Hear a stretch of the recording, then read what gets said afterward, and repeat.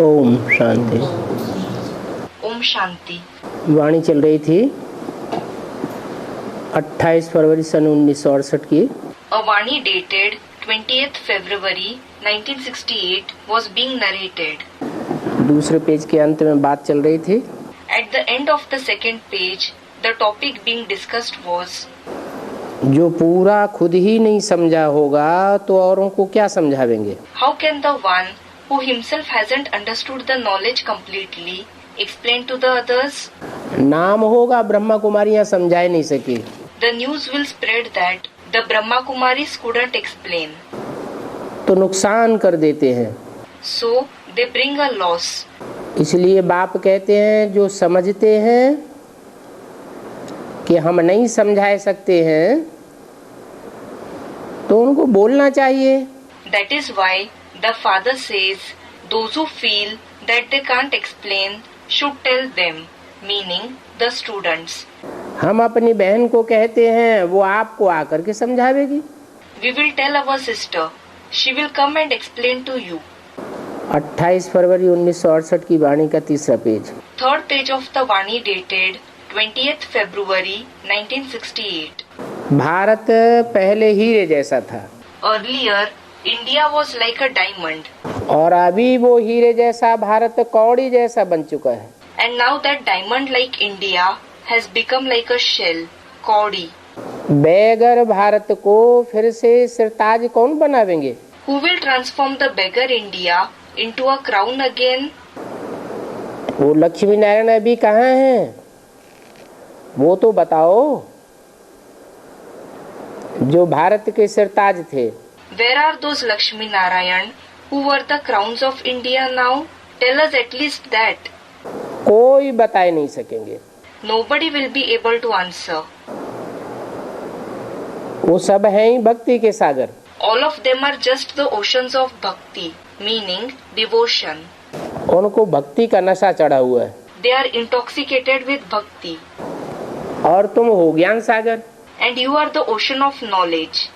वो तो शास्त्रों को ही ज्ञान समझते हैं। They consider the scriptures themselves to be knowledge. और शास्त्र हैं अनेकों मनुष्यों के लिखे हुए। And the scriptures have been written by many human beings. बाप कहते हैं The father says, इन शास्त्रों में भक्ति की रस्म रिवाज है। these scriptures contain the rituals and traditions of bhakti.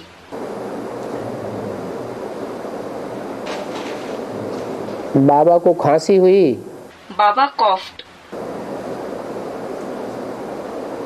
ये भी अभी निशानी है ना अर्जुन हमारा कर्म भोग है। Now, this is also an indication, isn't it? I still have karma bhog, meaning karmic sufferings. Arjun पुरुषार्थ करना है। I have to make more purusharth, meaning spiritual effort. कौन से सन की वाणी है। It is a Vani of which year?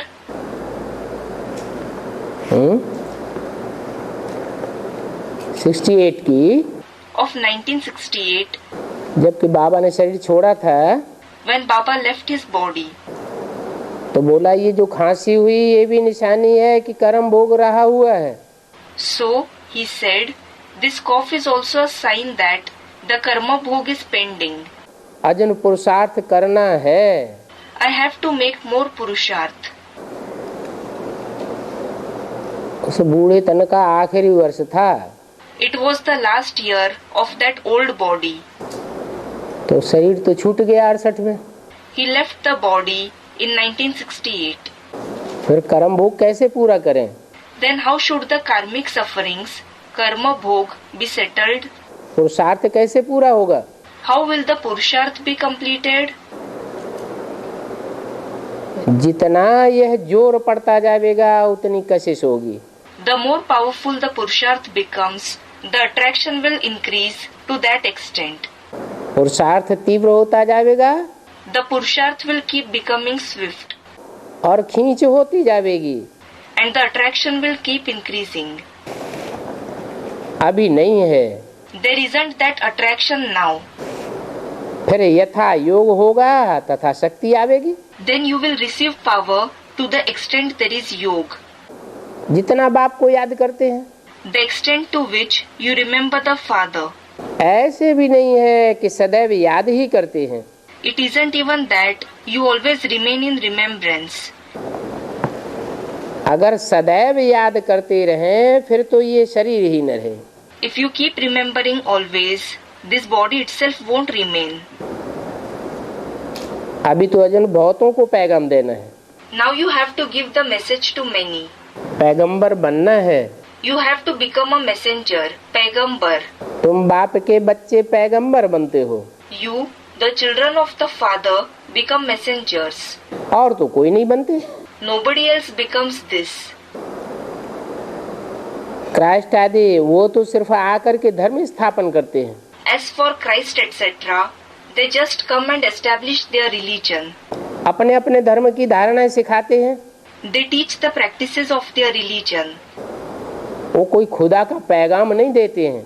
They don't give the message of Khuda, meaning God. कौन? Who? धर्म पिता हैं। The religious fathers. वो सिर्फ धर्म स्थापन करते हैं, They just establish their religion. तो उनको पैगंबर व मैसेंजर नहीं कहा जा सकता। So they can't be called a पैगंबर or a messenger. क्रिश्चियन धर्म स्थापन किया क्राइस्ट ने। Christ established Christianity. वो क्राइस्ट किसके शरीर में आया? In whose body did that Christ come? Jesus के शरीर में आया। He came in the body of Jesus. फिर उसके पिछाड़ी दूसरे आते गए। Then the others kept coming after him. जो भी क्रिश्चियन क्राइस्ट के फॉलोअर्स थे वो क्राइस्ट के पीछे आते गए। The followers of Christ started coming after him. यहाँ तो ये राजधानी स्थापन हो रही है। Here, this capital is being established. कोई सिर्फ धर्म की स्थापना नहीं हो रही है। It isn't just a religion that is being established. धर्म स्थापना के साथ साथ राजधानी भी स्थापन हो रही है। Along with the establishment of the religion, the kingdom is also being established. आगे चल के तुमको सब साक्षात्कार होगा। You will have the visions of everything in the future. इस नई राजधानी में कौन क्या क्या बनेंगे, Who will become what in this new capital? समझेंगे। ये भी हमने विकर्म किया है। You will understand, we ourselves have committed this wrong action. तो अपने नीचे पद का पता लग जाएगा। So, you will come to know about your low position. साक्षात्कार होने में कोई देरी नहीं लगती है। It doesn't take time to have visions. जब काशी करवट खाते हैं तो एकदम खड़ा होकर के कुएं में कूद पड़ते हैं। When someone performs the Kashi Karvat, they stand and instantly jump into the well. Kashi Karvat means an extreme form of bhakti where a devotee jumps into a well which contains a sharp-edged sword at the bottom and he dies immediately. अभी government ने बंद कर दिया है। Now the government has banned it. वो समझते हैं मुक्ति को पावेंगे। They, meaning the devotees, think that they will be liberated. अब काशी करवट खाने से कोई मुक्ति को पावेंगे क्या? Well, will they be liberated by performing the Kashi Karvat? हाँ, Yes. पूर्व जन्म के जो पाप हैं वो धुल जाते हैं, The sins of the past births are washed off, परंतु आत्मा फिर तेजी से विकर्म करने लग पड़ती है। but the soul starts committing wrong actions very fast once again. वो अनुभव करते हैं काशी करवट खाते समय कि थोड़े समय में जैसे सभी जन्मों का दंड मिल जाता है। At the time of performing the Kashi Karvat, they feel as if they have received punishment for all the births in a short period. फिर नए सिरे हिसाब किताब शुरू होता है। Then the karmic accounts begin anew. वापस तो कोई भी नहीं जा सकता। Nobody can return home. कहाँ जा कर के रहेंगे? Where will they go and live? परमधाम तो वापस कोई जा ही नहीं सकेगा। Nobody will be able to go back to the supreme abode at all. जाने का किसी को रास्ता ही नहीं मालूम। Nobody knows the path to go back at all. सिजरा ही बिगड़ जाएगा। The order of the souls going to the supreme abode itself will be spoiled if they did know. क्योंकि नंबरवार आते हैं फिर नंबरवार वापस जाते हैं। Because now they come number wise at their destined time and then return number wise. नंबरवार कितने वापस आवेंगे परमधाम से?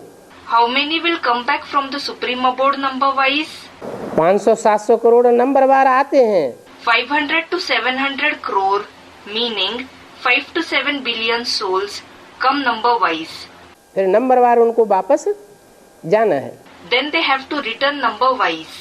बच्चों को साक्षात्कार होता है, The children have visions. तब तो चित्र आदि बनाते हैं। Only then do they prepare pictures etc. 3 लोक का चित्र बनाया हुआ है। The picture of the 3 abodes has been prepared. तुम्हारी बुद्धि में है कैसे आत्माएं जाती हैं फिर कैसे वापस आती हैं। It is in your intellect how the souls go, then how they return.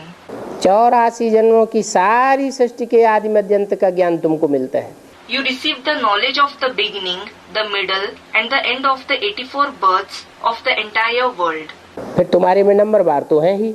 Then, of course, there are number-wise ones among you. कोई तो बहुत मार्क्स से पास होते हैं, कोई कम मार्क्स से। Some pass with a lot of marks, some with fewer marks. 100 marks तो कोई को होती ही नहीं है। Nobody gets 100 marks at all. हाँ? होती है किसी की? Does anyone get 100 marks? 100 marks है ही बाप की। The father alone gets 100 marks. है? बाप भी एग्जाम देता है। Does even the father take exams? है? 100 मार्क्स बाप की है, क्या बाप एग्जाम देता है? The father gets 100 marks. Does the father take an exam? है? नहीं। Someone? No. No. बेहद के 2 बाप हैं। There are 2 unlimited fathers. एक बिंदु बिंदु आत्माओं का बाप, वो एग्जाम नहीं देता। One is the father of the point-like souls. He doesn't take an exam. और एक है मनुष्य सृष्टि का बाप। And the other is the father of the human world. उसके लिए बोला कि 100 मार्क्स तो हैं ही बाप की। For him, it has been said that the father alone gets 100 marks. ऐसा बाप समान तो कोई बन न सके Nobody can become equal to the father like this. जो 100 मार्क्स ले सके। To obtain 100 marks. आत्मा सभी कितनी छोटी बिंदी है। All the souls are such small points. और मनुष्य देखो कितने बड़े हैं। And look, human beings are so big. एक न मिले दूसरे से। One doesn't match the other. जितनी आत्माएं हैं उतनी ही आत्माएं फिर भी होंगी। There will be as many souls as there are now. इतनी छोटी छोटी आत्माएं सब जैसे बिंदी मिसल। All such small souls are like points. परंतु उनका ये चैतन्य झाड़ किसी का एक से दूसरे का मिलता नहीं। But their living trees don't match each other. जैसे जड़ बीज होते हैं, Just as there are inert seeds, गेहूं के दाने होते हैं, grains of wheat, एक बैग भरा हुआ है, a bag full of it. सब एक जैसे दिखते हैं। All of them look alike. फिर जब बोए जाते हैं धरणी में, Then, when they are sown in the earth, तो एक का पौधा दूसरे पौधे से मिलता नहीं। one plant doesn't match with another. आत्मा भी कितनी छोटी बिंदी है। The soul too is a small point. एक न मिले दूसरे से। And one doesn't match the other. जितनी आत्माएं हैं उतनी ही फिर भी होंगी। There will be as many souls as there are now. तब तो वहाँ घर में रहेंगी। Only then will they reside there at home. तो ये भी ड्रामा बना हुआ है, इसमें कुछ भी फर्क नहीं हो सकता। So, this is also a predetermined drama. There can't be any change in it. एक बार जो शूटिंग हुई वो ही फिर देखेंगे। Whatever shooting has taken place once, you will see the same again and again. अभी बाबा बैठे हैं तो सन्मुख एक्सप्रेशन देखते हो। Now Baba is sitting, so you see his expressions face to face. फिर भी 5000 वर्ष बाद ऐसे ही देखेंगे. Again, you will see this after 5000 years in the same way. तुम कहेंगे 5000 वर्ष पहले भी हम ऐसे ही बाबा से मिले थे. You will say 5000 years ago as well, we met Baba the same way. एक सेकंड भी कम जास्ती नहीं हो सकता. There can't be a difference of even a second. ये ड्रामा है ना. This is a drama, isn't it? जिसको ये रचयिता और रचना का ज्ञान बुद्धि में है उनको कहा जाता है सुदर्शन चक्रधारी. Those who have the knowledge of the creator and the creation in their intellect are called a Swadershan Chakradhari, meaning someone who rotates the discus of self-realization. और ये सुदर्शन चक्र की नॉलेज बाप से ही मिलती है. And you obtain this knowledge of the Swadershan Chakra only from the Father. मनुष्य तो मनुष्य को ज्ञान दे नहीं सकता. A human being can't give knowledge to another human being. भक्ति सिखलाते हैं. They teach bhakti. ज्ञान का सागर तो एक ही बाप है. The Father alone is the ocean of knowledge. फिर तुम ज्ञान नदियां बनते हो. Then you become the rivers of knowledge. ज्ञान सागर बाप एक और नदियां कितनी. There is one Father, the ocean of knowledge, and so many rivers. ज्ञान सागर बाप और ज्ञान नदियों से तुमको मुक्ति और जीवन मुक्ति मिलती है. You attain mukti, meaning liberation, and jivan mukti, meaning liberation while being alive, from the ocean of knowledge Father and the rivers of knowledge. परंतु वो नदियां तो हैं पानी की नदियां. Those, meaning physical rivers, are the rivers of water. और पानी तो सदैव है ही है. And water always exists. परंतु ज्ञान मिलता है संगम पर. Whereas you receive knowledge in the confluence age. जबकि ज्ञान सागर बाप आते हैं. When the Father, the ocean of knowledge comes. और पानी की नदियां तो भारत में हैं. The rivers of water are in India. बाकी तो इतने सब शहर खत्म ही हो जाते हैं. All the other cities, meaning lands other than India, just are finished. और खंड रहते ही नहीं. The other land masses don't survive at all. Bharat खंड ही अविनाशी है. The land of India alone is imperishable. तो भारतीय नदियों में स्नान करने जाते हैं. So, do people go to bathe in the rivers of India? या विदेशों की नदियों में स्नान करने जाते हैं. Or the rivers of the foreign countries? Bharat की नदियों में स्नान करने जाते हैं. They go to bathe in the rivers of India. विदेश की नदियों में स्नान करने नहीं जाते हैं. They don't go to bathe in the rivers of the foreign countries. क्यों? Why? क्योंकि विदेश है विनाशी धर्मखंड. It is because the foreign countries are perishable religious lands. वहाँ बाप आते ही नहीं. The Father doesn't go there at all. और भारत में बाप आते हैं. The Father comes in India. बरसात तो विदेश में भी पड़ती होगी. The foreign countries might be getting rainfall. Bharat में भी बरसात होती है.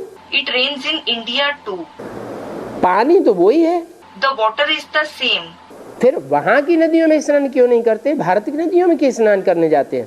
Then why don't people bathe in those rivers? Why do people go to bathe in the rivers of India?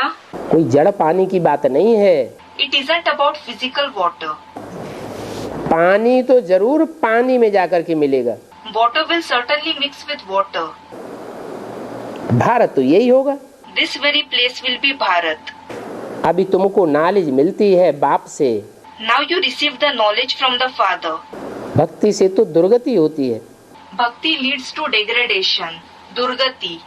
और ज्ञान से सद्गति होती है. And knowledge leads to true liberation, sadgati. ज्ञान एक बाप से आता है और भक्ति मनुष्य गुरुओं से आती है. Knowledge comes from the one Father and bhakti comes from human gurus. मनुष्य गुरु हैं अनेक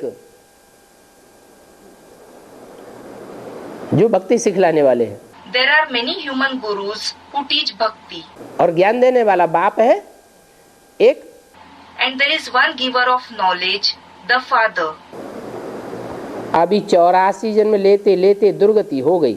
Now you have degraded while having 84 births. अभी फिर सदगति कौन करे? Well, who will bring true liberation once again?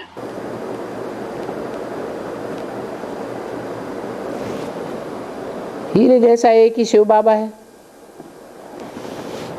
जिसकी जयंती मनाई जाती है। Only the one Shiv Baba whose birthday is celebrated is like a diamond. पूछना चाहिए शिव बाबा ने क्या किया? You should ask, what did Shiv Baba do? क्या किया? What did he do? सारी दुनिया पतित बन जाती है, पतितों को आकर के पावन बनाया। The entire world becomes sinful. He came and purified the sinful. पावन कैसे बनाते हैं? How does he purify them? आकर के ज्ञान सुनाते हैं। He comes and narrates the knowledge. ज्ञान से पहचान होती है। Knowledge leads to realization. जब बाप की पहचान होती है तो बाप का संग का रंग लगता है।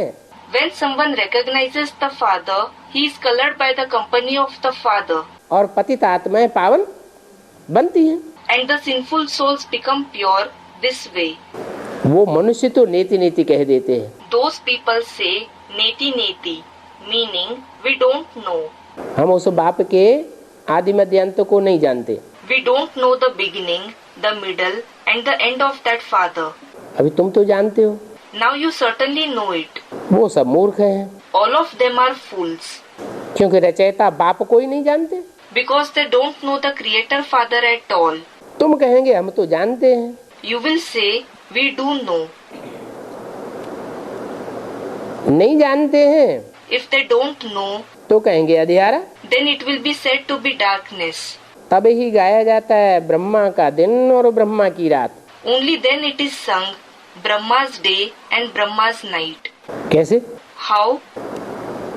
ब्रह्मा का दिन और ब्रह्मा की रात क्यों गाई जाती है? Why are Brahma's day and Brahma's night famous?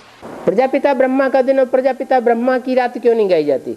Why aren't the day of Prajapita Brahma and the night of Prajapita Brahma famous?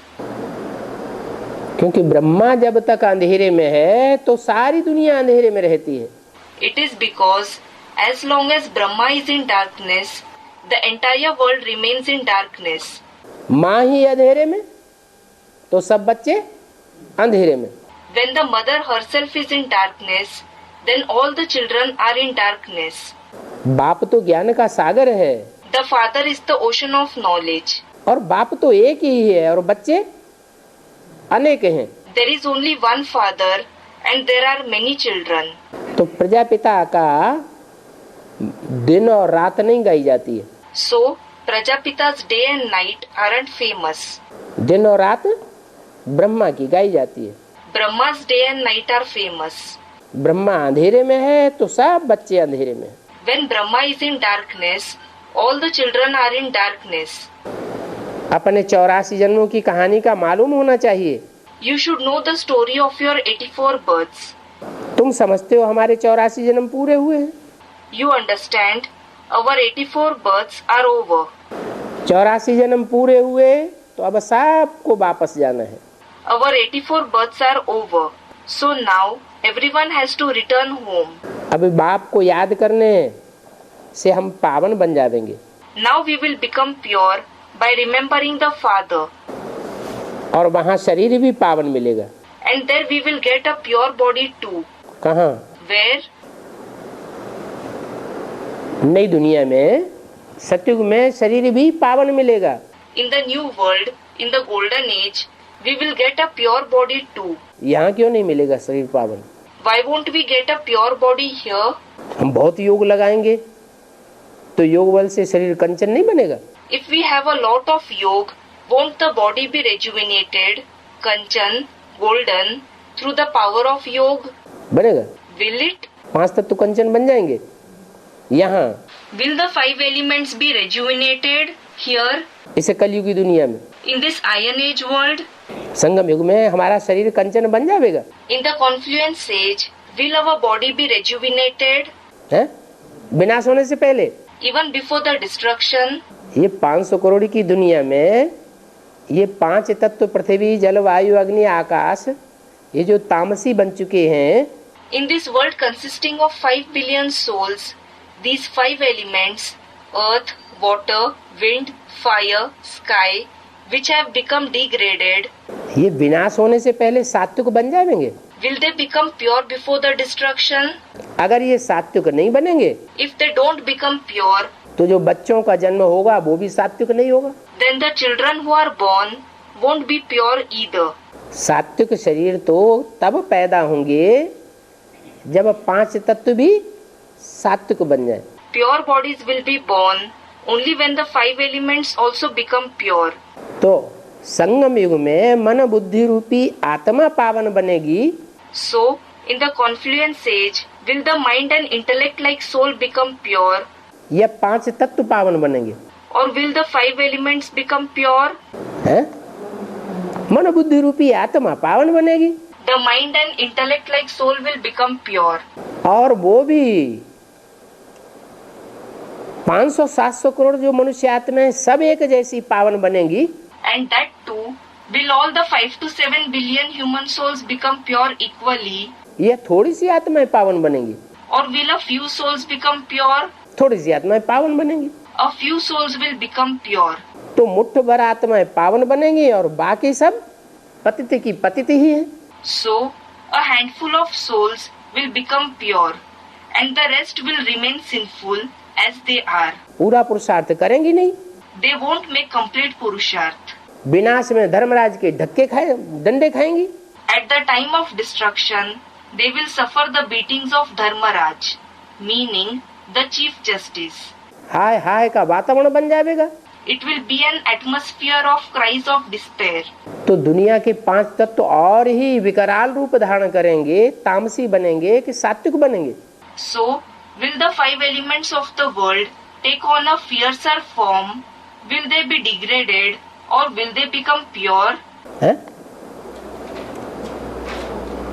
अरे वातावरण शांत होगा तभी तो 5 तत्व शांत बनेंगे। Array, the 5 elements will calm down only when the atmosphere becomes peaceful. दुनिया का वातावरण तो बिगड़ता जाता है The atmosphere of the world goes on deteriorating, और बिगड़ता ही रहेगा and it will go on deteriorating जब तक सारी दुनिया का विनाश न हो। until the entire world is destroyed. जो ढेर की ढेर पतित आत्माएं हैं उनके वाइब्रेशन पतित हैं या पावन वाइब्रेशन है। Are the vibrations of the huge number of sinful souls impure or pure? ढेर की ढेर पतित आत्माएं हैं इस सृष्टि पर There are a large number of sinful souls in this world, और पावन बनने वाली आत्माएं थोड़ी सी होंगी। and the souls that become pure will be few. तो जो पतित आत्माओं का ढेर वाइब्रेशन खराब हुआ पड़ा है, So, will the deteriorated vibration of the large number of sinful souls उससे ये सृष्टि और ही तामसी बनेगी कि सात्विक बनेगी। lead to the world becoming even more degraded, or will it become pure? है? सात्विक बनेगी Someone, it will become pure. Will it become pure? क्योंकि दुनिया में पतित आत्माएं ज्यादा हैं। It is because there are more sinful souls in the world. वो पावन तो बनने वाली है नहीं, They aren't going to become pure. तो उनके वाइब्रेशन खराब होंगे या अच्छे होंगे। So, will their vibrations be bad or will they be good? है? खराब वाइब्रेशन होंगे ना। Their vibrations will be bad, won't they? तो जब सारी दुनिया में खराब वाइब्रेशन होंगे, So, when the vibrations of the entire world are bad, दुष्ट वाइब्रेशन फैल रहे होंगे, हाय हाय मच रही होगी, when wicked vibrations will spread, when there are cries of despair, तो 5 तत्व और ही तामसी बनते जाएंगे। then the 5 elements will go on becoming even more degraded. इसका रिजल्ट क्या होगा? What will be the result? आखिरी 5-7 दिनों के अंदर Ultimately, within 5 to 7 days, ये 5 तत्व इतना विकराल रूप धारण करेंगे कि सारी सृष्टि में उथल पथल हो जाएगी। these 5 elements will take on such a ferocious form that there will be an upheaval in the entire world. जो भी 500-700 करोड़ मनुष्य आत्माएं हैं, उनमें से सब आत्माएं All the 5 to 7 billion human souls अपने शरीर को छोड़ वापस परमधाम जावेंगी, थोड़ी सी बचेंगी। will leave their body and return to the supreme abode. Very few souls will survive. जिनके शरीरों को प्रकृति बर्फ से आच्छादित कर देगी। Nature will cover their body with ice. उनको नुकसान नहीं पहुंचेगा, They won't suffer any harm. लेकिन उनकी भी आत्माएं कहाँ पहुंच जाएंगी? But where will their souls also reach?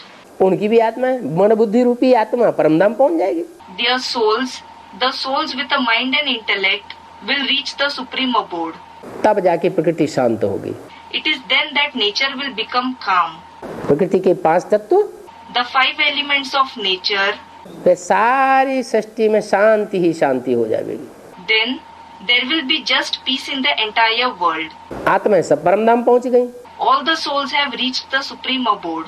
जिनके शरीर रह गए बर्फ के अंदर दबे हुए, The souls whose bodies remained buried under the ice वो अपने अपने टाइम पर आत्माएं उतरती जाएंगी will be descending from the supreme abode at their destined time, और शरीर बाहर विनाश के बाद बाहर आते जाएंगे। and the bodies will continue to come out of the ice after destruction. थोड़ी सी सृष्टि का थोड़ा सा हिस्सा उस समय सात्विक होगा, जहां से नई सृष्टि की शुरुआत होगी। A small part of the world from where the new world is to commence will be pure at that time. तब शरीर पावन मिलेगा वहां, Then they will have a pure body there. वहां शरीर पावन मिलेगा, There they will have a pure body, और यहाँ तो शरीर किसी के पावन हो ही नहीं सकते। and here nobody's body can be pure at all. चाहे कितना भी योग लगाएं, However much someone may have yoga, ये शरीर सड़ते जाएंगे और आत्मा पावरफुल बनती जाएगी। these bodies will be rotting, and the soul will continue to become powerful. तुम आत्मा ही नंबर 1 पावन, Only you souls become number 1 pure, और तुम आत्मा ही नंबर 1 पतित बनती हो। and only you souls become number 1 sinful. तुम मन What does you mean? जो परमात्मा बाप के सन्मुख बैठ पड़ती है, Those who sit face to face with the Supreme Soul Father and study. यह आत्मा नहीं, यह माने कौन? Not this soul. This refers to whom? Brahma बाबा। यह ब्रह्मा को फॉलो करने वाली और भी जो आत्माएं हैं, Brahma Baba, or the other souls that follow Brahma.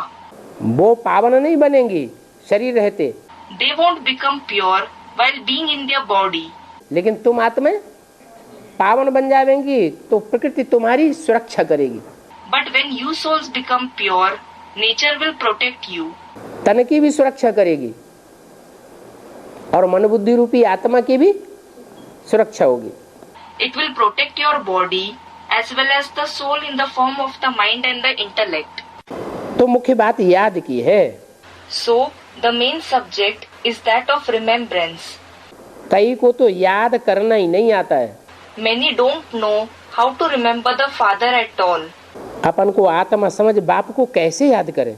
They say, how should we consider ourselves to be a soul and remember the Father? हाँ? ना अपन को आत्मा बिंदी समझ पाते हैं, They are neither able to consider themselves a point soul, और न आत्माओं के बाप ज्योति बिंदु परमपिता परमात्मा को आए हुए मुकर्रर रथ में पहचान पाते हैं। nor are they able to recognize the Father of the souls, the point of light, Supreme Father, Supreme Soul, who has come in the permanent chariot. न पहचान पाते हैं तो याद भी नहीं कर पाते। When they are not able to recognize Him, they are not able to remember Him either. Brahma को याद करेंगे, They will remember Brahma. अपने अपने धर्म पिताओं को याद करेंगे, They will remember their religious fathers जिनको फॉलो किया है, whom they have followed. लेकिन बाप की याद नहीं आती। But they don't remember the Father. तो तुम बच्चे ही हो So, it is you children alone जो बाप की याद करने से स्वर्ग में आते हो। who go to heaven by remembering the Father. क्यों? Why?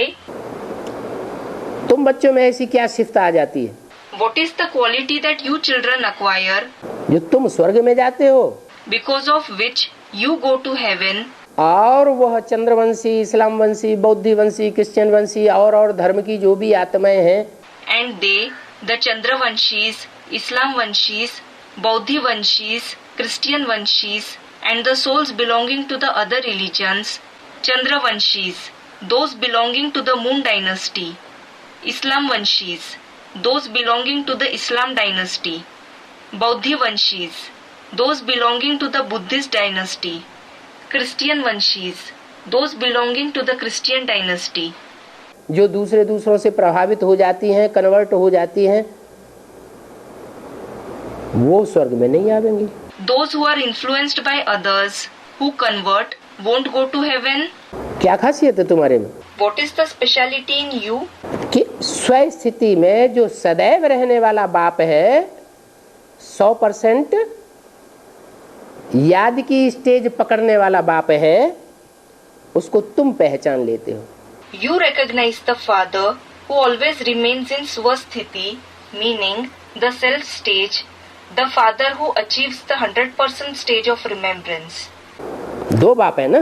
There are two fathers, aren't there? एक आत्माओं का बाप और एक मनुष्य शरीरों का बाप। One is the father of the souls and the other is the father of the human bodies. तो जो मनुष्य शरीरों का बाप है, So, the one who is the father of the human bodies, वो बाप 100% बाप की याद में स्थिर हो जाता है, becomes constant in 100% remembrance of the father, मना बाप समान बन जाता, meaning he becomes equal to the father. इसलिए एक ही है जिसका नाम शिव बिंदु के साथ जोड़ा जाता है। That is why there is only one being whose name is suffixed with the point Shiv. 33 crore देवताओं में से और एक भी बिंदु रूप आत्मा पार्टधारी ऐसी नहीं है। Out of the 33 crore, meaning 330 million deities, not even a single point like soul, actor is such, जो बाप के साथ जिसका नाम जोड़ा जाता हो। whose name is suffixed to the father's name. कौन है? Who is it? है? शंकर है। Shankar. शंकर का नाम सिर्फ जोड़ा जाता है Only Shankar's name is suffixed to Shiv. और 33 करोड़ देवताओं में से कोई का भी नाम शिव के साथ नहीं जोड़ा। And the name of nobody else out of the 33 crore deities is suffixed to Shiv. न शिव ब्रह्मा कहेंगे, They won't say Shiv Brahma, न शिव विष्णु कहेंगे, neither Shiv Vishnu, न शिव जगदम्बा कहेंगे। nor Shiv Jagdamba. क्या कहेंगे? What will they say? Shiv Shankar Bholenath. Shiv Shankar Bholenath. तो तुम उसको पहचानते हो, So, you recognize him. तो तुम पूरी प्राप्ति स्वर्ग की करते हो। This is why you make the complete achievement of heaven.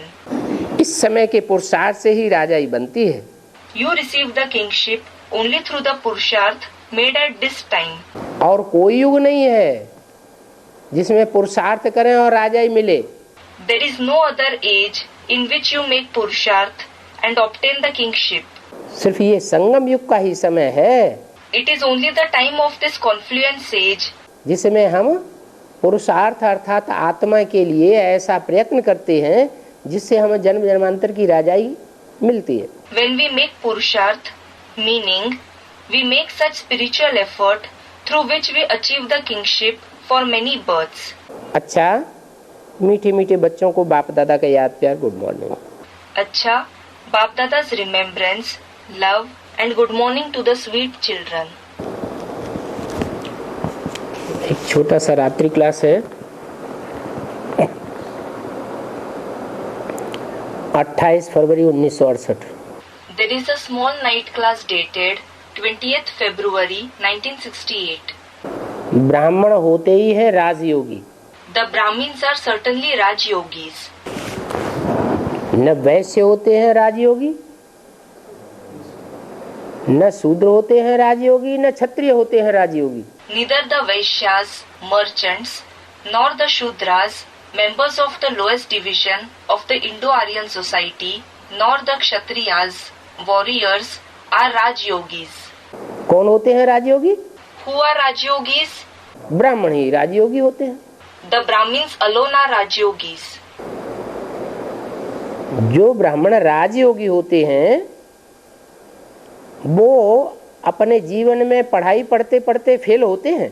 Do those Brahmins who are Rajyogis fail while studying in their life? Fail नहीं होते हैं, वो पास होते हैं। They don't fail, they pass. अगर फेल हो जाएं If they fail, तो राज की बात कहेंगे कि उन्होंने जानी नहीं, it will be said that they didn't know the secret, कि भगवान बाप कैसे आकर के वो राज की बातें बताते हैं जिससे हम जन्म जन्मांतर की राजाई प्राप्त करते हैं। about how God the Father comes and tells those secrets through which we obtain the kingship of many births. ये ब्राह्मणों का कुल है ना? This is the Brahmin clan, isn't it? क्या What? ब्राह्मणों का कुल कब कहा जाए? When will it be called the Brahmin clan? कब बनता है ब्राह्मणों का कुल? When does it become the Brahmin clan? और कोई युग में ब्राह्मणों का कुल नहीं बनता, The Brahmin clan isn't established in any other age क्योंकि ना वहाँ ब्रह्मा होता है न कोई ब्राह्मण होता है। because there is neither Brahma nor any Brahmin there. सतयुग में देवताएं होंगे, There will be deities in the golden age. Brahma होगा नहीं। There won't be Brahma there. Treta में भी ब्रह्मा होगा नहीं, क्षत्रिय होंगे। There won't be Brahma in the silver age either. There will be Kshatriyas. द्वापर में भी विषय से बन जाते हैं, वैश्य बन जाते हैं। In the copper age, they become Vishyas, Vaishyas. कलयुग में सब शूद्र बन जाते हैं। In the iron age, everyone becomes a Shudra. Brahma तो वहाँ होता ही नहीं। Brahma isn't present there at all. अभी सिर्फ संगम युग पर ब्रह्मा होता है Brahma exists only in the confluence age now. और ये ब्राह्मणों का कुल है, And this is the Brahmin clan. परंतु उनको सर्वोत्तम कुल नहीं कहेंगे। But it won't be called the highest clan. किसको? Which one? जो भी अभी ब्राह्मणों का कुल है उसको सर्वोत्तम कुल नहीं कहेंगे। क्यों नहीं कहेंगे? The Brahmin clan that exists now won't be called the highest clan. Why won't it be called this? क्योंकि जो भी आकर संगम युग में यहाँ ब्राह्मण बने हैं, It is because all those who have come and become Brahmins here in the confluence age वो सभी धर्मों से कन्वर्ट होने वाली आत्माएं ही तो आकर के यहाँ ब्राह्मण बनी हैं। are the souls who converted from all the religions and who have become Brahmins here. Hindu ही पिछले जन्मों में कन्वर्ट होकर के दूसरे धर्म में जाते रहे।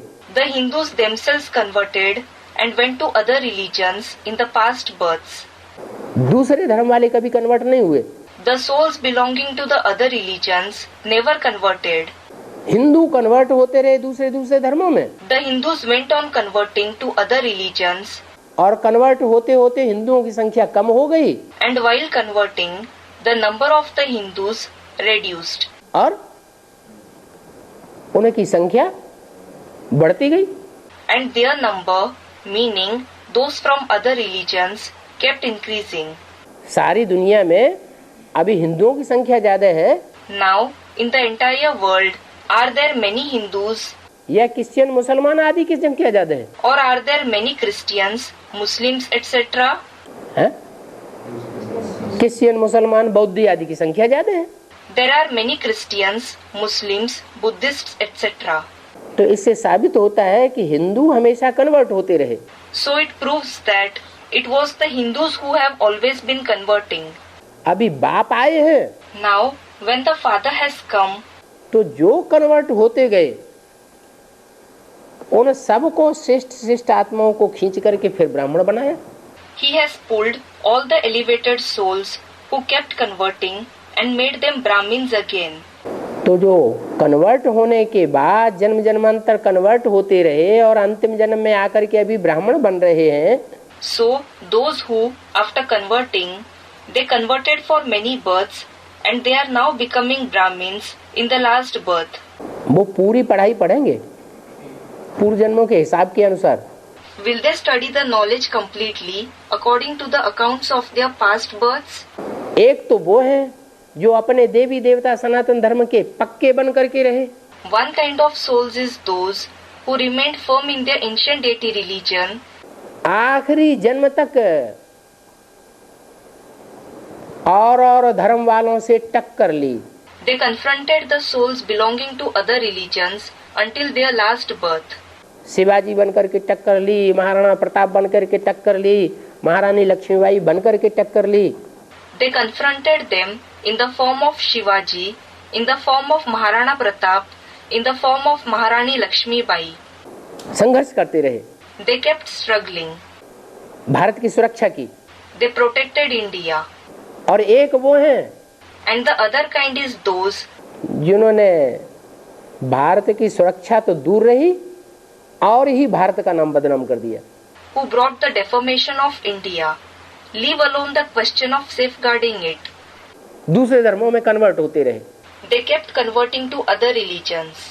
तो दूसरे धर्मों में कन्वर्ट होंगे तो भारत का नाम बदनाम होगा या सरनाम होगा? So, if they convert to other religions, will it bring a bad name to India or will it gain fame? बदनाम होगा। It will bring a bad name.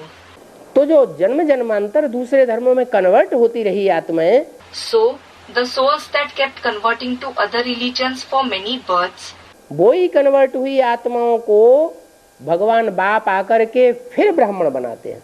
God the Father transforms them into Brahmins again after coming. कुछ ऐसे भारतवासी हैं जो आदि से अंत तक अपने धर्म के पक्के रहे। There are some Indians who remained firm in their religion from the beginning till the end. तो अव्वल नंबर सर्वोत्तम कुल वाले ब्राह्मण कौन से होंगे? So, who will be the Brahmins belonging to the number 1 highest clan? हैं? वो ही होंगे जो दूसरे धर्म में कभी कन्वर्ट नहीं हुए। It will be only those who never converted to other religions. आखिरी जन्म में जाकर के नीचे गिर जाते हैं। They experience downfall in the last birth. तुम ब्राह्मणों का सर्वोत्तम कुल है। The clan of you Brahmins is the highest. क्या? What? इसलिए ब्राह्मणों की भक्ति मार्ग में 9 कुरियां गाई जाती हैं। That is why in the path of bhakti, 9 categories of Brahmins are famous. 9 प्रकार के ब्राह्मण। 9 kinds of Brahmins. कहते हैं 9 ऋषि हुए। They say there were 9 sages. उन 9 ऋषियों से 9 कुल वाले ब्राह्मण पैदा हुए। The Brahmins of 9 clans emerged from those 9 sages. 9 ही दुनिया के धर्म हैं। There are just 9 religions in the world. जो भगवान बाप से नंबरवार राजाई लेते हैं, Who obtain number wise, meaning more or less kingship from God the Father. उनके जो पूर्वज हुए हैं वो ही 9 ऋषि हुए हैं। Their ancestors themselves are the 9 sages. उन 9 ऋषियों में कोई तो सबसे ऊंचा होगा। There must be someone who is the highest among those 9 sages. उससे सर्वोत्तम ब्राह्मण कुल तुम्हारा पैदा हुआ। Your highest Brahmin clan has emerged from him. उसका नाम दिया है Kashyap. He has been named Kashyap. काश्य माने याद का तेज, पा माने पीने वाला। Kashya means the brilliance of remembrance. Pa means the one who drinks it. कौन सा ऋषि? कश्यप ऋषि। Which sage? Sage Kashyap. Kashyap गोत्र। Kashyap Gotra, meaning one of the 9 lineages of Brahmins. Kashyap गोत्र वाले ब्राह्मण जो हैं वो सबसे ऊंचे माने जाते हैं। The Brahmins belonging to the Kashyap Gotra are considered to be the highest. इसलिए बाप बताते हैं That is why the father says, काश्य अर्थात याद के तेज को धारण करना ये तुम्हारा बड़े से बड़ा सब्जेक्ट है। to bear Kashya, meaning the brilliance of remembrance, is your greatest subject. याद की यात्रा। The journey of remembrance. पूछा It was asked, कैलाश बताओ तुमको कितने बाप हैं? Kailash, tell me, how many fathers do you have?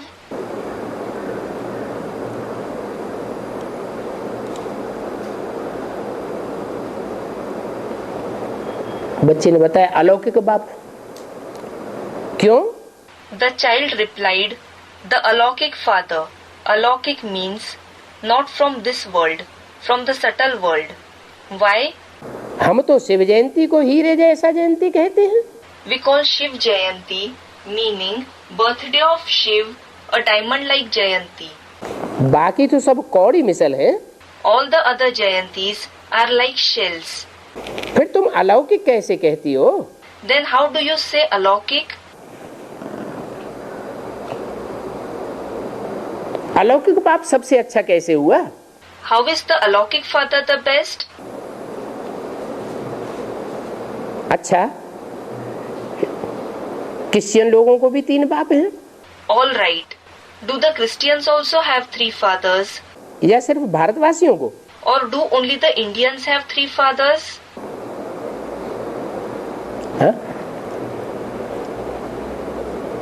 जो क्रिश्चियन धर्म में कन्वर्ट हो गए हैं तो उनको भी 3 बाप। Those who converted to Christianity also have 3 fathers. पारलौकिक बाप, The Parlokik Father from the world beyond, अलौकिक ब्रह्मा बाप the Alaukik Father Brahma, और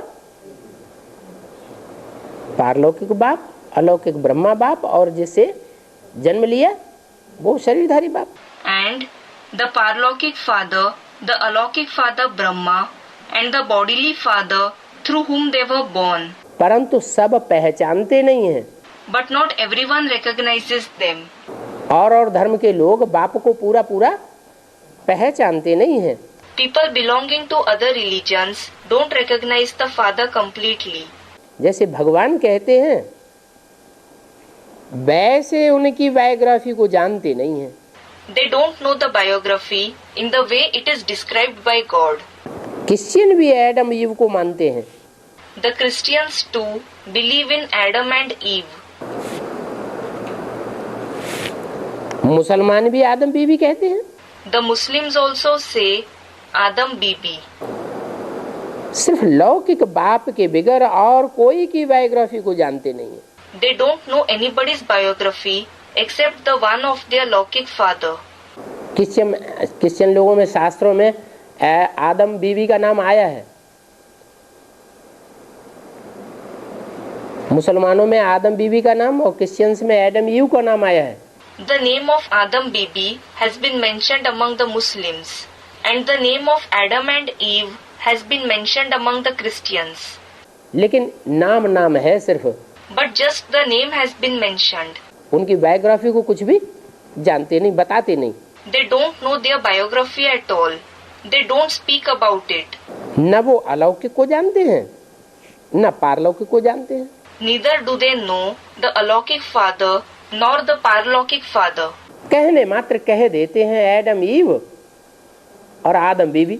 They just say for the sake of saying Adam, Eve and Adam Bibi. और भारत में तो कितना गायन है, पूरा महापुराण लिख दिया है। But in India, they are so famous. A whole Mahapuran has been written. Mahapuran, a voluminous work in Indian mythology. क्या नाम है महापुराण का? What is the name of the Mahapuran? है शिव महापुराण। Shiv Mahapuran. तो उनकी बायोग्राफी तो भारतवर्ष में बहुत बताते हैं। So, his, meaning Adam's biography, is narrated a lot in the land of India. वो सिर्फ कहने मात्र कह देते हैं। They, meaning the Christians and Muslims, just say Adam, Eve and Adam Bibi for the sake of saying it. Prajapita तो बहुत करके भारतवासी ही कहते हैं।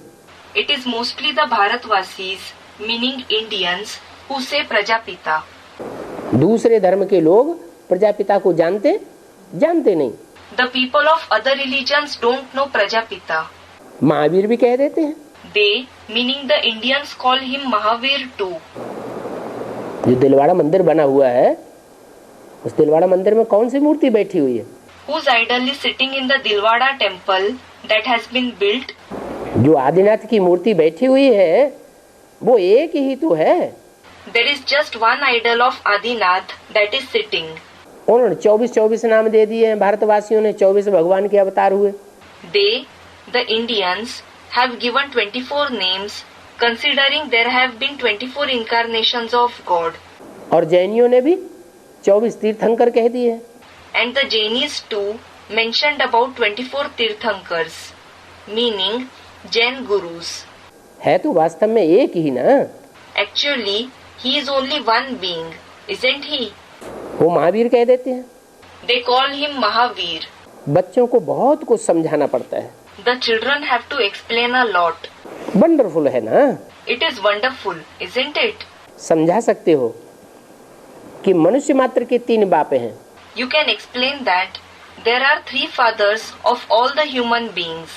एक लौकिक, एक अलौकिक और एक पारलौकिक। One is Laukik, one is Alaukik, and one is Parlaukik. तो भल पूछें, So, you may ask them. तुम्हारे पास आते तो बहुत हैं। A lot of people come to you. बोलो, Tell them, हम रियल बातें पूछते हैं। we are asking you real things. आप भी मनुष्य हो, You too are a human being. तो बताओ मनुष्य को कितने बाप हैं? So, tell me, how many fathers does a human being have? ये जरूर जानते हैं गॉड है। They definitely know that there is God. ऐसे कोई नहीं कहेंगे गॉड फादर नहीं है। Nobody will say that God the Father doesn't exist. परंतु तुम यथार्थ रीति गॉड फादर के ऑक्यूपेशन को जानते हो। But you know the occupation of God the Father accurately. वो सिर्फ कहते हैं गॉड फादर है, heavenly God father, They simply say God the Father, Heavenly God the Father. परंतु ये नहीं जानते हैं हेवनली गॉड फादर ने कैसे आकर के हेवन स्थापन किया। But they don't know how Heavenly God the Father came and established heaven. तुम लौकिक बाप को भी जानते हो You know the Laukik Father as well. कि लौकिक बाप कितने जन्म इस चक्र में आते हैं। Through how many births the Laukik Father passes in this cycle? जानते हो? Do you know? हैं? अपने लौकिक बाप को जानते हो कि वो कितने जन्म इस चक्र में आते हैं? Do you know about your Laukik Father? Through how many births he passes in this cycle? कोई कहेगा?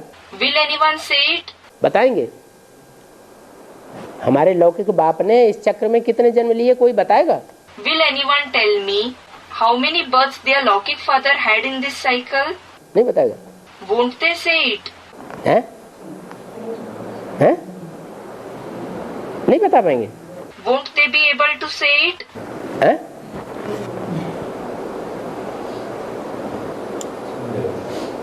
जिसको हम लौकिक कहते हैं, The one whom we call our Laukik Father, वो देह का बाप को हम लौकिक कहने लगे। we started calling that bodily father the Laukik Father. लेकिन अभी तो हम ब्रह्मा के बच्चे बन गए ना, But now we have become the children of Brahma, haven't we? तो हमारा नया जन्म हो गया कि पुराना ही जन्म है? So, have we had a new birth or is it still our old birth? हैं? नया जन्म है। It is a new birth. तो नया जन्म होने की वजह से हम देह के भाव को भूल जाना चाहिए ना। So, because of it being a new birth, we should forget the bodily father, shouldn't we? कौन सा बाप याद रहना चाहिए? Which father should we remember? हैं? अलौकिक बाप याद रहे, पारलौकिक बाप याद रहे, और इस लोक में जो सदैव बाप मनुष्यों का बनता है वो याद रहना चाहिए। We should remember the Alaukik Father, we should remember the Parlaukik Father, and we should remember the one who always becomes the father of the human beings in this world. इस लोक में, इस दुनिया में जो सदैव बाप इस सृष्टि पर रहता है वो कौन है? Which father remains forever in this abode, in this world? Prajapita. तो वो हमारा लौकिक बाप हुआ। Prajapita. So, he happens to be our Laukik Father. Prajapita को पारलौकिक बाप नहीं कहेंगे। Prajapita won't be called the Parlaukik Father. अलौकिक सूक्ष्म वतनवासी बाप भी नहीं कहेंगे। He won't be called the Alaukik Father, the subtle world dweller either. क्या कहेंगे? What will he be called? वो हमारा लौकिक बाप है, जन्म जन्मांतर का लौकिक बाप है। He is our Laukik Father. He is our Laukik Father for many births. हमसे कोई पूछे If anyone asks us, कि तुम्हारा ये बेहद का लौकिक बाप के कितने जन्म होते हैं, how many births does your unlimited Laukik Father have? तो कितना बताएंगे? Then, how many births will you say? 84 जन्म होते हैं। He has 84 births. तो पूछा, So, it has been asked. तुम लौकिक बाप को भी जानते हो, You know the Laukik Father too. कितने जन्म इस चक्र में आते हैं? तुम बता सकते हो? You can say for how many births he comes in this cycle. और धर्म वाले बता नहीं सकेंगे। People of the other religions won't be able to say. देवताओं को वहाँ प्रजापिता ब्रह्मा का पता ही नहीं रहता। There, the deities are not aware of Prajapita Brahma at all. तुम ब्राह्मण हो, You are Brahmins. असली ब्राह्मण तुम बने हो, You have become the true Brahmins. तो तुम लौकिक बाप के 84 जन्मों का चक्र का हिसाब जानते हो। So, you know the account of the cycle of 84 births of the Lokik father. न देवताएं जानते हैं, न क्षत्रिय जानते हैं, न वैश्य जानते हैं, न शूद्र जानते हैं। Neither the deities, nor the Kshatriyas, neither the Vaishyas, nor the Shudras know it. इस दुनिया में कोई नहीं जानते और तुम अपने लौकिक बाप के 84 जन्मों का हिसाब किताब जानते हो। Nobody in this world knows it. And you know the account of 84 births of your Lokik father. देवताओं को तो प्रजापिता ब्रह्मा का पता नहीं रहता। Deities don't know about Prajapita Brahma. विचार करना पड़ता है It has to be thought about किसको कितने बाप हैं। how many fathers someone has. चंद्रवंशियों को कितने बाप होंगे? How many fathers do the Chandravanshis have? जो फेल हो जाते हैं, फेलियर हो जाते हैं, इस जन्म में प्राप्ति पढ़ाई की पूरी नहीं कर पाते हैं, उनको पूरे 84 बाप होंगे या कोई कम हो जाएंगे? Will those who fail, who become failures in this birth, who are unable to completely achieve the attainments of knowledge, have all the 84 fathers, or will they have fewer fathers? कम से कम एक बाप तो जरूर कम हो जाएगा। They will have at least one father less. Treta में अगर जन्म लेंगे तो त्रेता में जन्म लेने वाले जो त्रेता में आत्माएं ऊपर से आएंगी उनके 8 जन्म कम हो जाएंगे। If they are born in the silver age, then the souls that come from above will have 8 births less. कम से कम 8 जन्म तो जरूर कम होंगे। They will fall short of at least 8 births. द्वापर के आदि में ही जो आत्माएं उतरती हैं, The souls that descend in the copper age, in the beginning of the copper age itself, उनके कितने जन्म कम हो जाएंगे? they will fall short of how many births? जो इस्लाम धर्म की आत्माएं ऊपर से आती हैं, The souls of Islam that descend from above, उनके बाप के कितने जन्म कम हो जाएंगे? their father will fall short of how many births? 21 जन्म कम हो जाएंगे, They will fall short of 21 births, क्योंकि तो इब्राहिम की संतान है। because they are the progeny of Abraham himself.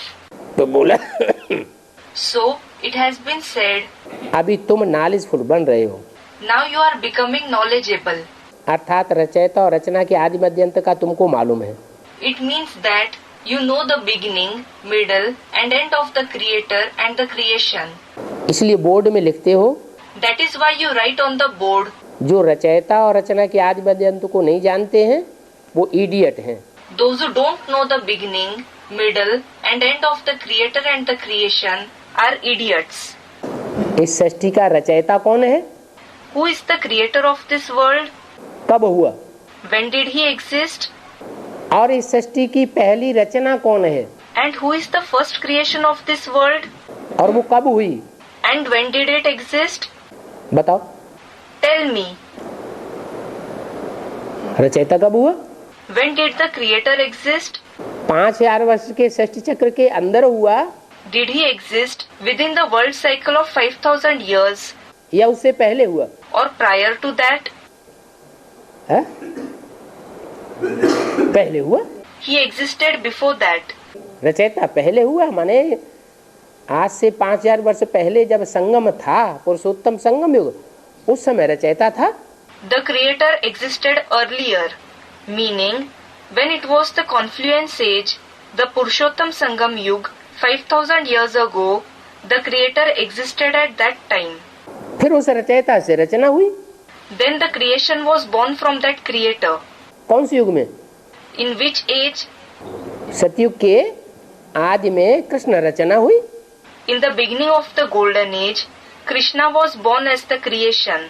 तुम दोनों के ही आदि मध्य अंत को बता सकते हो। You can tell them about the beginning, middle and end of both of them. तो बोर्ड में लिखते हो रचयिता और रचना के आदि मध्य अंत को जानने वाले ही बुद्धिमान बाप के बुद्धिमान बच्चे हैं। So, you write on the board, only those who know the beginning, middle and end of the creator and the creation are the intelligent children of the intelligent father. और बाकी सब इडियट हैं, बुद्धू हैं। And all the rest are idiots, fools. कोई आते हैं तो उनसे पूछना चाहिए ना, आपको कितने बाप हैं? If anyone comes, you should ask them, how many fathers do you have? पहले तो उनसे ये बताना पड़े कि तुम कौन हो। First, you will have to ask them, who are you? कोई बतावेंगे, कोई नहीं बतावेंगे। Some will answer, some won't answer. तो उनको पहचान देनी पड़े So, they should be given the introduction. कि तुम शरीर नहीं हो, तुम आत्मा हो।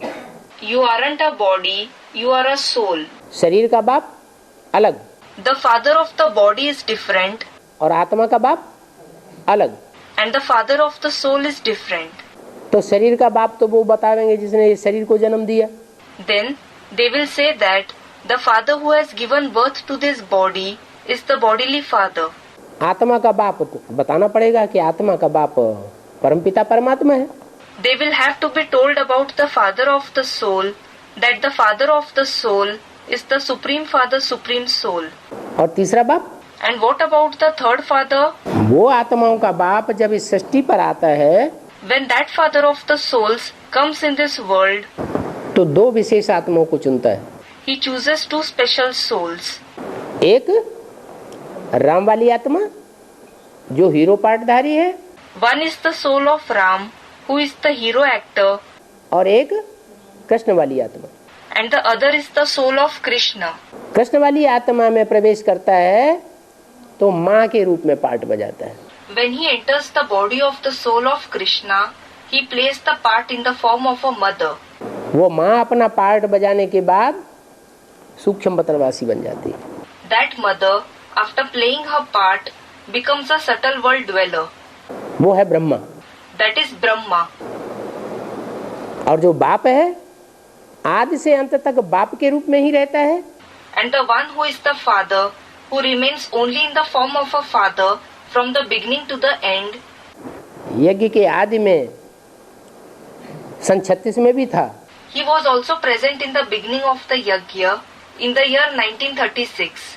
और अभी भी इस सृष्टि पर मौजूद है, और जब सारी सृष्टि का विनाश होगा तब भी इस सृष्टि पर मौजूद रहेगा। And even now, he is present in this world. And when the entire world is destroyed, he will be present in the world even at that time. वो है बाप मुकर्रर रथ, That father is the permanent chariot, जिसमें Shiv supreme soul आदि से अंत तक अपना कार्य करते हैं। in whom the Supreme Soul Shiv performs his task from the beginning to the end. वो बाप रचयिता है और वो रचयिता बेहद का बाप तुम बच्चों की बुद्धि में है। That father is the creator, and that creator, the unlimited father, is in your intellect. तो उनको भी ये बुद्धि में बैठाना है। So, this should be put in their intellect as well. जो भी आते हैं तीन बाप का सबको परिचय दो। To whoever who comes, give them the introduction of the three fathers. क्या? What? लौकिक बाप जो शरीर का बाप तुम समझते हो वो तो जन्म जन्मांतर मिलते रहे अलग अलग। You have had different Lokik fathers every birth, whom you consider to be the father of the body. हर जन्म में अलग अलग बाप हुए कि कोई एक बाप है?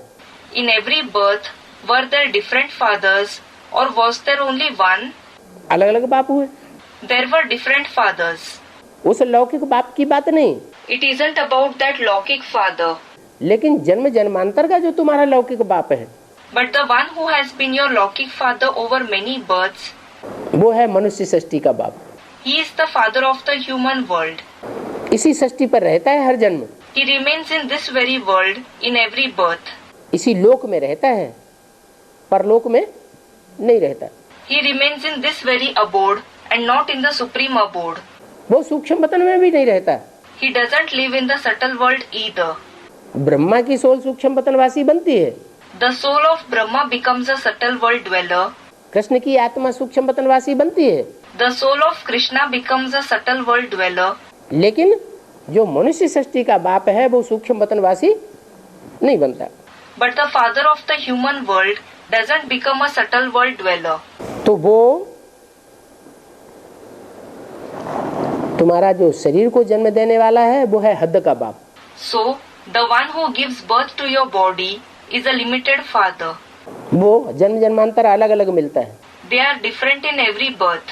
लेकिन जो जन्म जन्मांतर को लौकिक इस दुनिया में रहने वाला बाप है, But the Lokik father, who remains in this world for many births, वो बेहद का बाप है, is the unlimited father. मने सारी मनुष्य सृष्टि का बाप है। It means that he is the father of the entire human world. बेहद के दो बाप हैं, There are two unlimited fathers. एक आत्माओं का बाप One is the father of the souls, और एक मनुष्य सृष्टि का बाप। and the other is the father of the human world. बच्चों की बुद्धि में ये याद रहना है, The children should remember this in their intellect. जितना जो घड़ी घड़ी समझाते रहते हैं उनको भिन्न भिन्न पॉइंट्स याद रहती है। Those who keep explaining frequently remember different points. Barrister doctor आदि को जितनी पॉइंट्स हैं उतनी ही उनको आमदनी होती है। Barristers, doctors, etc. earn an income based on the number of points that they remember. कोई डॉक्टर को जास्ती दवाएं याद रहती हैं If a doctor remembers many medicines, तो ज्यादा होशियार होगा ना। he will be intelligent, won't he?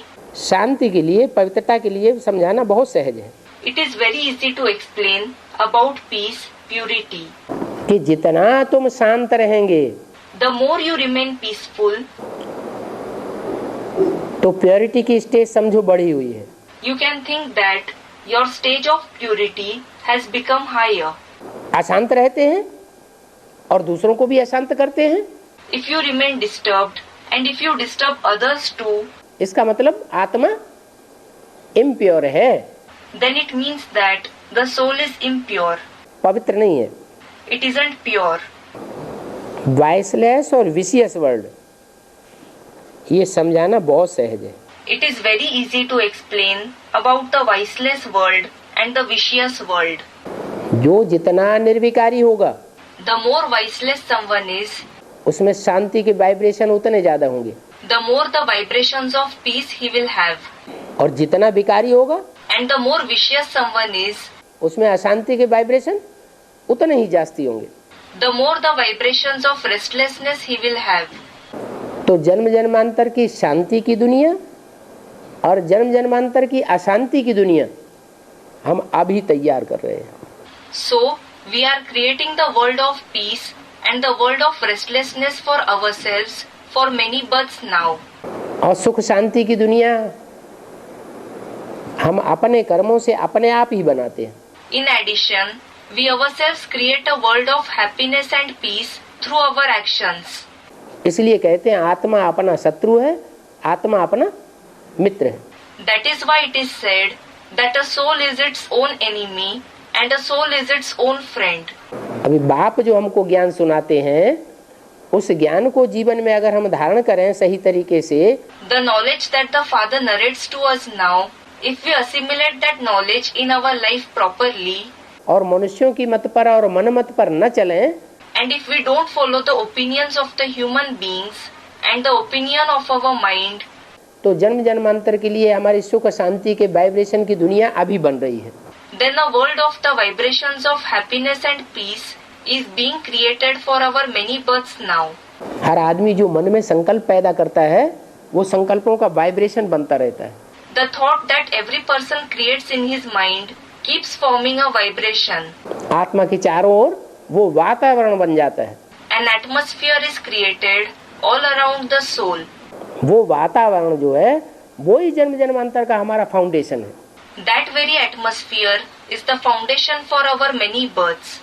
तो सतयुग में है पवित्र देवताएं, There are pure deities in the golden age. उन देवताओं का वातावरण, उनका वायुमंडल कितना श्रेष्ठ था। The atmosphere of those deities, their ambience was so elevated. उन्होंने ये शुद्ध वायुमंडल कैसे बनाया? How did they create this pure atmosphere?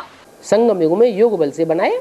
They created it through the power of yoga in the confluence age. योग बल किसको कहा जाता है इसको तुम ही जानते हो। You alone know what is called the power of yoga. तो बहुत बातें हैं समझाने की। So, There are many things to explain. पुरुषार्थ बगैर भी तुम रह नहीं सकते हो। You can't live without making purusharth. क्या? What? क्यों नहीं रह सकते? Why can't you? आत्मा तो अजर अमर अविनाशी है, हम अगर ये पुरुषार्थ छोड़ दें। The soul is Ajar, Amar, Avinashi. Ajar means the one who is not subject to decay or old age. Amar means immortal. Avinashi means imperishable. If we stop making purusharth, ज्ञान ही छोड़ दें तो हम आत्मा रह नहीं सकेंगे। if we leave the knowledge itself, then can't we souls live? नहीं रह सकेंगे। We won't be able to live. तुम नहीं रह सकते हो। You can't live without making purusharth. तुम माने जो बाप के बच्चे सन्मुख पढ़ने वाले हो, You meaning the father's children who study face to face with him वो तुम पुरुषार्थ के बगैर रह नहीं सकेंगे, won't be able to live without making purusharth, क्योंकि तुम्हारे जन्म जन्मांतर के संस्कार हैं बाप के साथ रहने के। because it is your sanskars of many births to live with the father. बाप पुरुषार्थी है तो जो बाप के बच्चे हैं वो भी पुरुषार्थी हैं। The father is a purusharthi, someone who makes spiritual effort.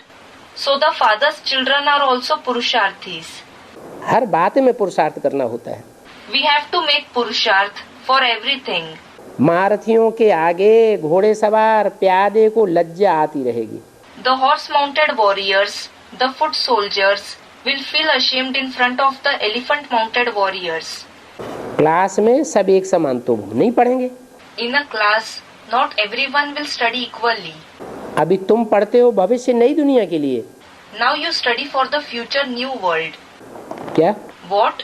तुम जो पढ़ाई पढ़ते हो उस पढ़ाई की प्रारब्ध है तुम यहाँ नहीं चाहते।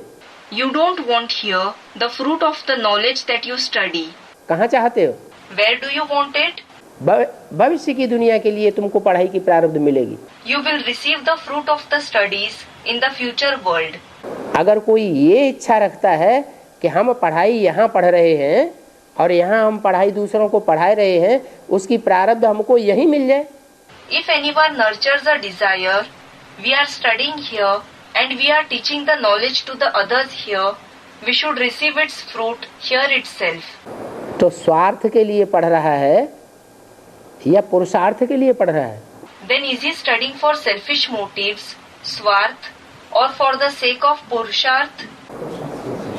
नहीं, स्वरथ, रथ माना शरीर। Someone purusharth. No, swarath, meaning the chariot of the self. Rath means body. शरीर तो इसी दुनिया में रहेगा। The body will remain in this world itself. इस रथ की प्राप्ति के लिए पढ़ रहा है। He is studying for the attainments of this chariot. लेकिन हम आत्मा की पढ़ाई पढ़ रहे हैं या शरीर की पढ़ाई पढ़ रहे हैं? But are we studying the knowledge of the soul or are we studying the knowledge of the body? हम तो आत्मा की पढ़ाई पढ़ रहे हैं ना। We are studying the knowledge of the soul, aren't we? तो आत्मा की पढ़ाई अगले जन्मों में काम आवेगी। So the knowledge of the soul will be useful in the future births. ये लक्ष्य नहीं रखना चाहिए कि हम ये जो पढ़ाई पढ़ रहे हैं इस पढ़ाई से हमको यहाँ फायदा हो जाए। We shouldn't have the aim that the knowledge that we are studying should benefit us here. नहीं, No, हम भविष्य 21 जन्मों के लिए पढ़ाई पढ़ रहे हैं। भविष्य 21 जन्म हमको सुख और शांति प्राप्त होगी। we are studying for the future 21 births. We will receive happiness and peace for the future 21 births.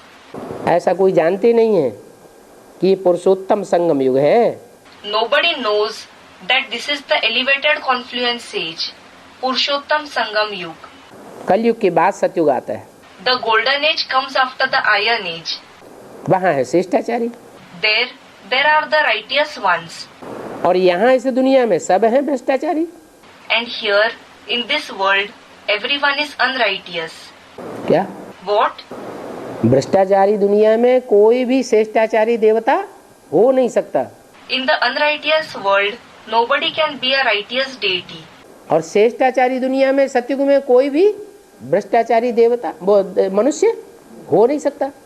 And in the righteous world, the golden age, there can't be any unrighteous human being. इसका मतलब क्या हुआ? What does it mean? इसका मतलब ये हुआ कि श्रेष्ठ इंद्रियों से आचरण करने वाला सदैव, जब तक ये 500-700 करोड़ की दुनिया है तब तक कोई नहीं बनेगा। It means that until this world consisting of 5 to 7 billion souls exists, nobody will become a person who always acts through the righteous indriya, parts of the body used to perform actions and the sense organs. क्योंकि जो इतनी बड़ी दुनिया है उसके vibration हमको attack करते रहेंगे। Because the vibrations of such a huge world will constantly keep attacking us. कुछ न कुछ मनसा, कुछ न कुछ वाचा, कुछ न कुछ कर्मेंद्रियों से विकर्म हो ही जाता है। Some or other sin is definitely committed through the mind, through words and through the karmendriya, meaning parts of the body used to perform actions. जब ये भ्रष्टाचारी दुनिया ही खत्म हो जाएगी भ्रष्टाचारियों की, When this very unrighteous world of unrighteous people ends, तो हमारे वाइब्रेशन शुद्ध हो जाएंगे, पवित्र हो जाएंगे, कोई इंटरफियरेंस नहीं रहेगा भ्रष्टाचारियों का। then our vibrations will become clean, pure. There won't be any interference of the unrighteous ones. तो कलयुग के बाद ही सतयुग आता है। So, the golden age comes only after the iron age. भ्रष्टाचारी दुनिया के बाद ही श्रेष्ठाचारी दुनिया आवेगी। The righteous world will come only after the unrighteous world. तो पुरुषोत्तम संगम युग इसको कहा जाता है। So, this is called the Purushottam Sangam Yuga, जहाँ तुम पुरुषों में उत्तम पुरुष बन रहे हो।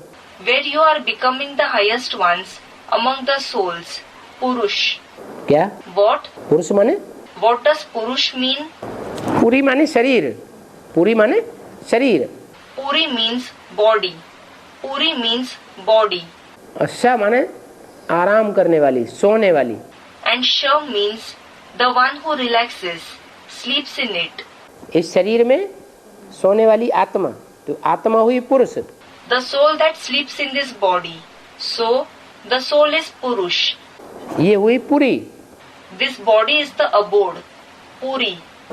तो तुम पुरुषोत्तम संगम युगी हो। So, you are Purushottam Sangam Yugi, belonging to the elevated confluence age. तुमको इसका ज्ञान है कि हम पुरुषोत्तम संगम युगी हैं। You have the knowledge that you belong to the elevated confluence age. बाप कहते हैं कल्प कल्प राजयोग सिखाने आता हूँ। The father says, I come to teach Rajyog every cycle. मेहनत लगती है। It involves hard work. मैं जो हूँ और जैसा हूँ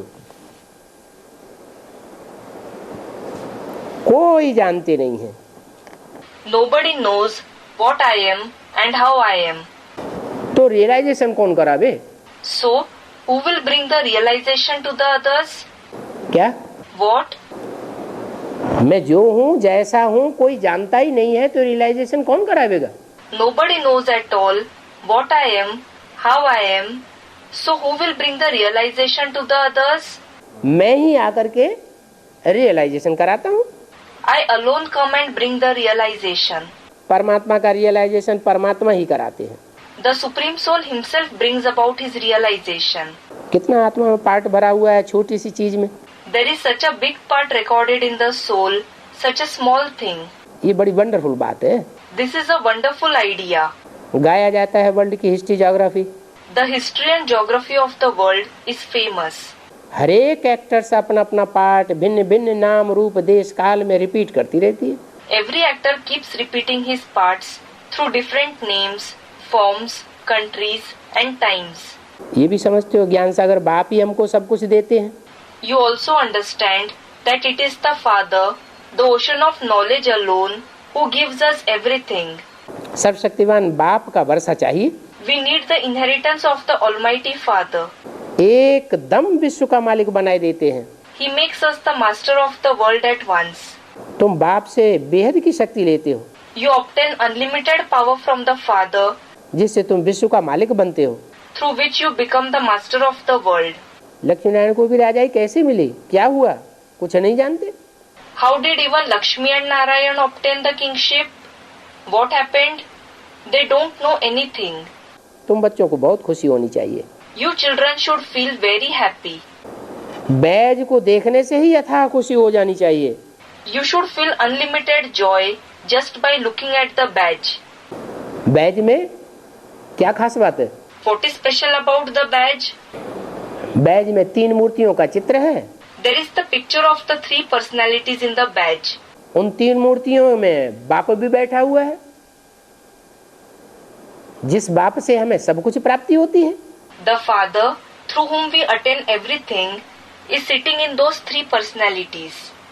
और बैज में दूसरी ओर लक्ष्मी नारायण का चित्र भी दिया हुआ है। And on the other side of the badge, the picture of Lakshmi Narayan has also been shown. तो खुशी का इतना पारावार बढ़ जाए So, the joy should increase to such an extent कि अम्मा मरे या बीबी मरे, फिक्र की बात नहीं। that whether your mother dies or your wife dies, there shouldn't be any worry. सिर्फ देवताओं के फिक्र से फारिग हो न सके, None other than the deities can be free from worries. कोई न कोई फिक्र रहता है, There is some or other worry for the rest. वहाँ फिक्र की बात नहीं। There is no question of worry there. बाप भी बेफिक्र बादशाही देते हैं तो क्यों नहीं लेनी चाहिए? The Father himself gives us an emperorship that is free from worry, so why shouldn't we obtain it? माया के विघ्न पड़ते हैं। Maya creates obstacles. सभी स्टूडेंट को ये खुशी होनी चाहिए, हम बाप दादा के बच्चे हैं। All the students should feel this happiness. We are the children of Bap Dada. बाप दादा से ऊंच कोई भी नहीं है। There is nobody higher than Bap Dada. अभी भक्ति से ट्रांसफर होकर के ज्ञान में आ जाना है। Now we have to be transferred from bhakti to knowledge. इसके लिए मेहनत है, बाप ने समझाया भी है। कर्मातीत अवस्था को कब पावेंगे? Hard work is involved in it. The Father has also explained when you achieve the karmatit stage beyond the effect of actions.